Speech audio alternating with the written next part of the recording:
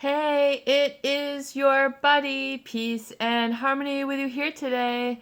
Much love going out to all the beautiful, empowered harmonizers. We are zooming in and focusing in a little bit more in depth on a great viewer question that is to really discuss the experience of being brainwashed or having gaslighting from a psychopath. A psychopath, as you might well be aware, is someone who is sort of off the spectrum of a normal everyday individual. So when we talk about the human population, it's felt that maybe 1 to 4% of the human population is psychopathic. That's sort of a wide band. Either way, it's to understand that there are individuals who really are sort of like cold-blooded humans, if that makes any sense. But despite their outward appearance or presenting sort of charisma or affability or affinity for relationships, it might be very gregarious, very intelligent, very social or amicable. There are deep-seated objectives that they are after to sort of pull things down, take advantage of others, pull the wool over eyes. These are all sort of gentle ways of describing where it is that they sort of mislead others as you encounter them. So it becomes really not a relationship, it's an encounter. So it's a very different level of a relationship with an individual. So oftentimes when you try to relate this experience to your everyday friend, your best friend, your confidant, they might not sort of get the level of intensity or just say, just time, give it time. They don't really understand, the experience, the sort of it's not even a bewilderment or a broken heart. There's a much deeper level of sort of a terror, despair, and sort of feeling foreign to oneself, foreign to one's senses, which can be very disorienting, and lead to a lot of sort of disorganization of how you get your life back on track and realize just snap out of what just happened. And so one of the causative issues in a relationship that sort of with a psychopath that sets it apart from your everyday or normal 100% relationships is that this individual lacks a conscience, and they don't they're not worried about right or wrong. They're not feeling that or experiencing that. And so some people have a propensity to be, violent or hurt animals. We're not talking about that. We're talking about the situation of brainwashing and gaslighting, where they use a off method of communication to reorient your where you're focusing in, how you're feeling, and then the meaning that you're driving from it, which is secondary to the purpose. So they're putting your vision through sort of a lens that they want you to look through.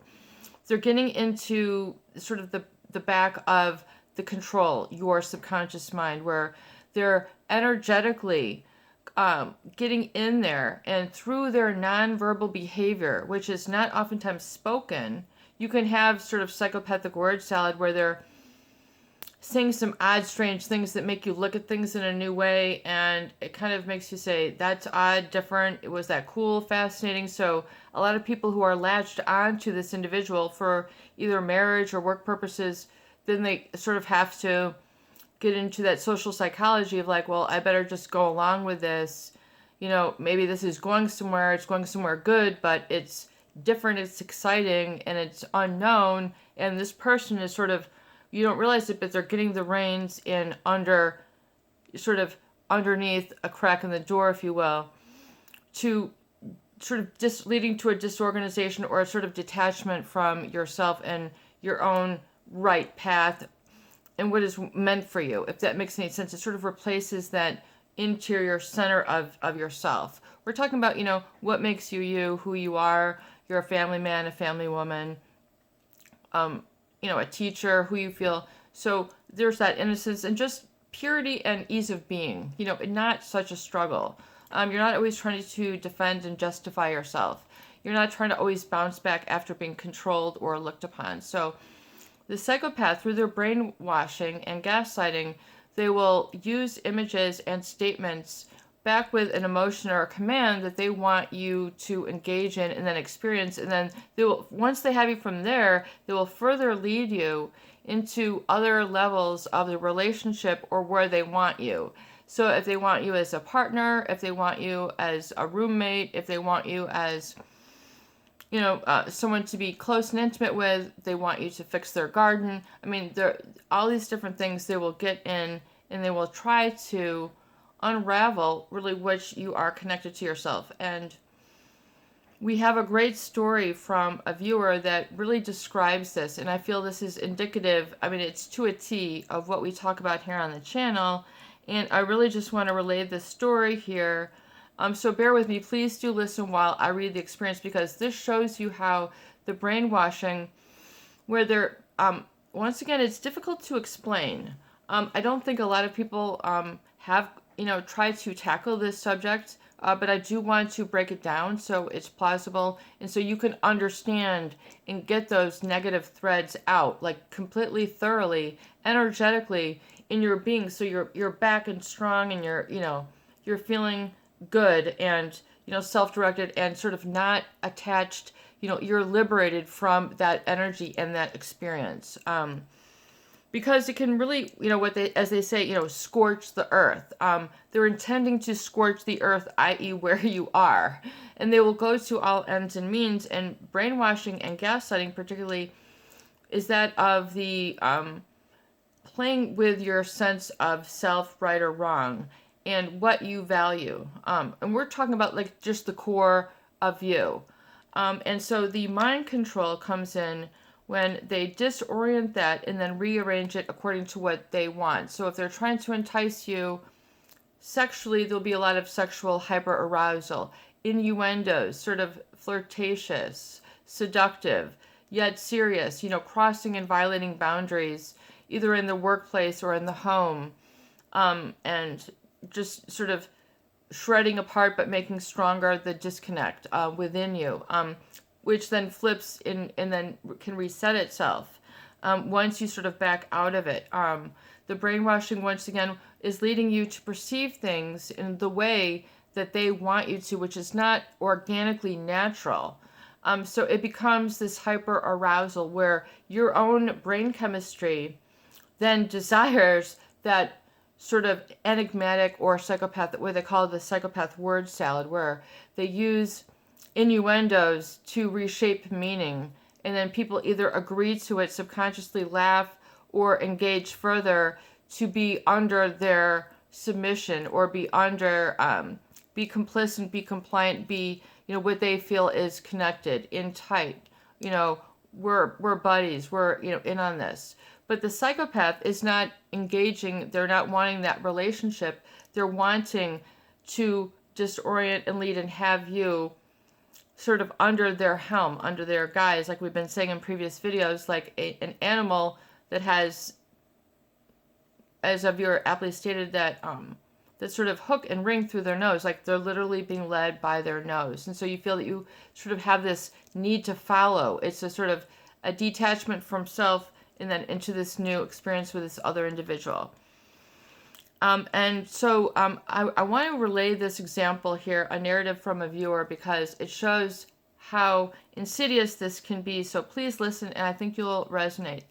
It says, "Thank you, Peace and Harmony. With these videos, I've really learned a lot about the woman in which I have had an on and off relationship with during my separation from my wife with whom, by some miracle, I am actually getting back together with.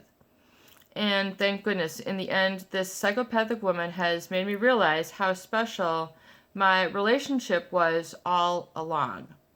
And don't worry, my wife knows everything. And we are both in therapy and have recommitted." So that is so awesome. This is why I'm relaying this story. So please hang in there and listen to this narrative. Hollywood, this, playwrights don't get any better than this. "At my job, the psychopath was quick to mirror my every motion, to profess her undying love after we'd only been sleeping together for 2 weeks. Myself, only having been with my wife, we've been together as teenagers and are now both 31, really believed in her facade. When she promised me a relationship, I bought it. She wanted to be married to me. She wanted my children, etc. And when in reality, her ways were insidious beyond belief. She presented to me the fantasy of what I was missing at home. This went on for months before I submitted. But once I did submit, suddenly I began doubting my wife and soon I believed I had married the wrong person. Slowly I began to withdraw at home until soon I was asking for a divorce. During this time I began acting like a different person entirely. From the outside I looked better, I became thinner, more toned, more stylish, but on the inside I was suffering. After our first meeting outside of work, the psychopath began playing mind games. Playing stupid, acting as if we'd never spoken about a relationship at all. Now I was beginning to doubt myself, doubt everything we talked about. Here I was, asking for a divorce and feeling I'm being tricked. During the next step, I felt I needed to sleep with her for her to like me again. So I did, again and again. Each time feeling more empty than before, until I was depleted. She began telling me she created me to be her perfect guy. And soon I realized it was that I resembled her favorite actor, who she was obsessed with. She asked me to dress like him. She had me looking him up online. As embarrassing as it is, I did it for her. Soon I was putting in all the effort. I dressed up, she dressed down, etc. Yet I didn't care. I was in love with her. Her energy was mesmerizing. Her stare enduring. I would do anything to relive our first night together. A night filled with promises of forever love, however forbidden it was. In time, her eyes had changed from kind to mischievous, and from mischievous to that of absolute evil.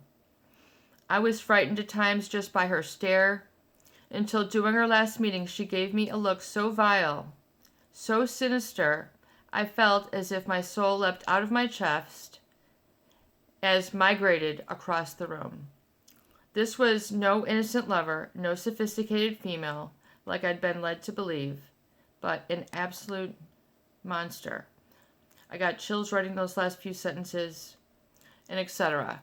So, I mean, this is an absolute vivid, replay of what that, sort of flip that you can experience with an individual such as this. So this is not your, average encounter. This is something to really step back and really heal from, and, realize that it toughens you up. It makes you a more upright person when you see, how you have been sort of unable to think for oneself. I mean, this is such the bones and meat of what I feel so many suffer. So I just want to thank that viewer for having the courage to post that, as all of you are courageous and facing this, because not a lot of people get it. There's not a lot of places where you can go and just sort of actually heal yourself. I mean, which takes a certain level of understanding and working through, speaking out, talking out, getting into the cause that creates the effect,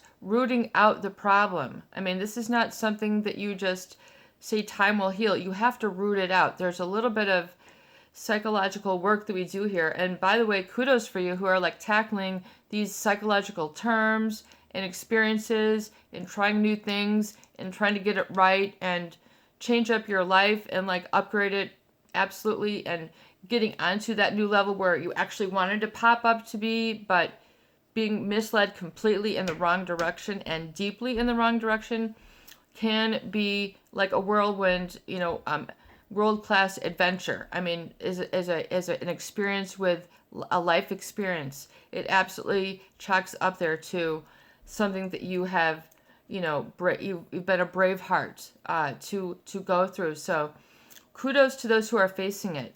There are people who encounter these types and are not as strong. There are people who come across these people and just are completely oblivious because they are so gaslighted and so brainwashed. They are so completely in depth, carried away by this oceanic, once again, that combination. And the psychopath will tell you that person's life is ruined.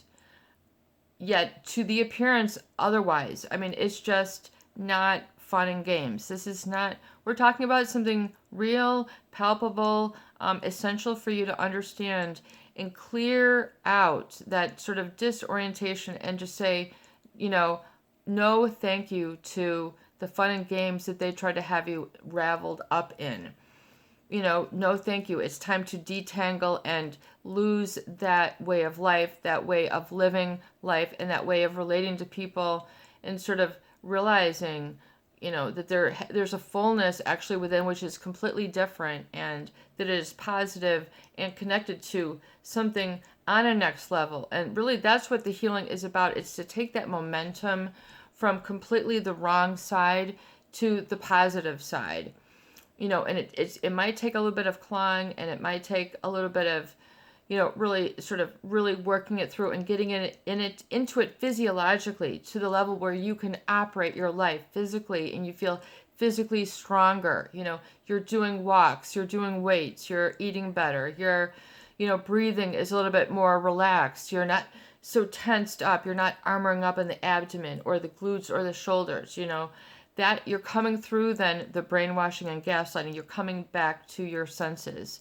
That's where you want to be, back within, where you're controlling yourself. And it might take a lot of saying no thank yous. No thank you. No thank you to that point of view. No thank you to that person, that image, that experience, that corridor, whatever, to say no thank you and to bow out as if someone had presented with you with food you did not want to eat. Just as cool, calm, and indifferent. No thank you. And you don't have to make it any more complicated than that. And begin to, confirm no thank you. And once you get to that barrier where you're able to sort of back it off, you have to be able to be firm and stand there. And no thank you. No, that's not right. That is not for me to pursue. That's not for me to get worried about. I don't want, recurring intrusive thoughts. I don't want that brainwashing to continue its effects. No. And then, you affirm then what you want. It's very important that you move through and get clarity, especially that emotional clarity. Even if you've done what feels to be, unforgivable things, I can't believe I did that. I can't believe I lived this way. I can't believe I tortured myself. I can't believe I won't be tortured.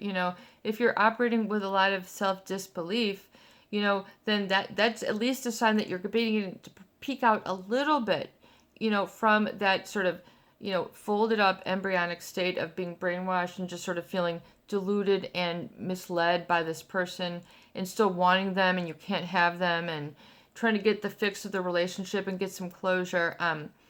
That can go on for a long period of time. And, but if you want to heal, it's going to take some 6 months, 12 months, 18 months. You're going to have to get, depending on how long you've been involved, it's going to take some getting sorted out. You're going to need to understand the cause that put this into place, what happened. So you get a sense of those little switches within. Nope, I know not to do that with that person. Nope, I'm not believing that. No, I'm not being misled there. I'm the one in charge. I see what I want now. So coming from that place of strength versus a place of vulnerability and weakness, which the psychopath gaslighting, it just sort of gets you ultra weak, ultra compliant. You're just like putty in their hands. Theirs for the shaping. And in the beginning, that love bombing, it's almost sort of like a willful allowing, but you don't realize that in the beginning, it's being set up to surrender your own ego. They take you through sort of an ego death, if you will. It's very, very real and surreal. But that it's, but you need to send that on its way. I mean, just send it back to the light. It does not have any place with you. That state, it just is barred out from ever, return. You've got the light that is now really sort of switched on within. In other words, you begin to ground yourself and get a sense physically of what your body can feel like saying no.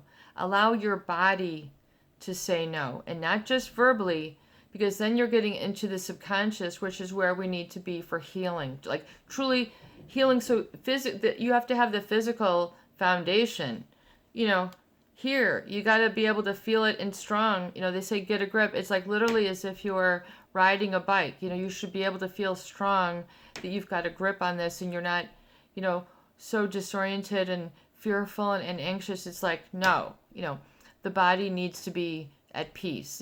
That is the more active state for you to be right now. If you're anxiety or super depressed, you need to come out of that and to be at peace, even if it feels like a valley moment, and get the control back of your own being, which is feeling in a centered spot, but where you're grounded. You've done some earthing, you've gone barefoot in the grass, you've resensitized, like through the different tools we talk about with the skin and the muscles, as well as the other tools we discussed to get you through that state. It can be like an emotional paralysis, but you have to sort of be able to pick it up and comb through many of those areas where they had sort of gotten in when you made yourself too open or too vulnerable. You didn't realize what was going on. Nobody does. It seems to be in the positive when you sort of make that commitment to them, if you will, and then to continue to be as they need, want, or what have you. But then pulling back, you sever all of that, so there is no other energetic connection. It's an experience that you process and hold within, and you make it your own. And despite they might have insidious attempts in the future, but it'll bounce off of you once you have that physiology and that knowing. So it's really important in the healing phase. So as we get to this part of the discussion, that the healing is going to come when you're able to completely come back to a sense of being calm, and not in the agitated, not in the hyper-aroused, and not having that sort of fall off or craving, backing off of that, using affirmations, I am, and then pulling back to the I am, getting into that centered, and then speaking then what you need and want to become and vision for the future, speaking that out, getting your language back right again is so important.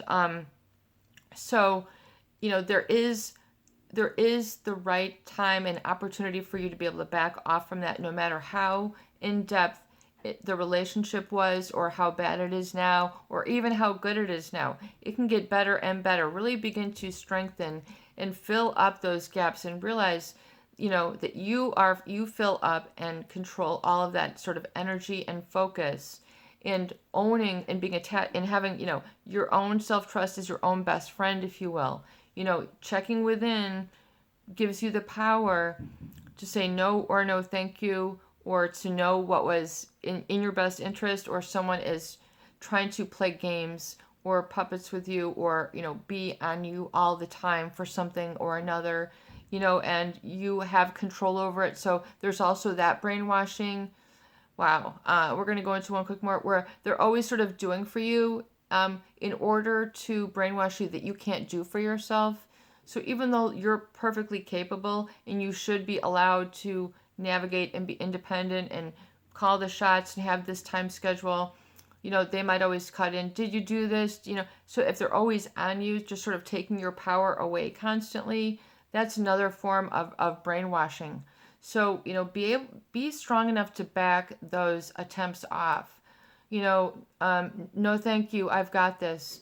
You need to be able to speak that and communicate that, and then own that physically, so that your body can feel that in a calm manner, not anxious, worried, what's going to happen after this, just owning it and not being worried about the future, not being worried about the past.